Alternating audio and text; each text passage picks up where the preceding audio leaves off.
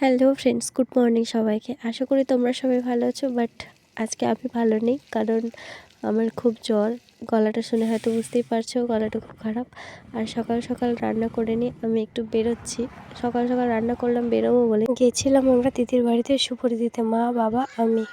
আমার দিদির শ্বশুর শাশুড়ি বাড়িতে ছিল না বলে তাই জামাইবাবুকে দিয়েছিল। আর এই দেখো, আমি সব বিয়ের জিনিসগুলো কিনতে এসেছি। কোন গলার হারটা বেশি ভালো লাগছে আমাকে কমেন্ট করে জানিও প্লিজ। এই যে গলার হারগুলো যেগুলো আমি ট্রায়াল দিচ্ছিলাম, এগুলো আমার খুব পছন্দের ছিল। বাট আমাকে ওখান থেকে একটাই নিতে হয়েছে। তোমরা বলো আমাকে কোনটা ভালো লাগছে, আর তোমরা গেস করো আমি কোনটা নিয়েছি।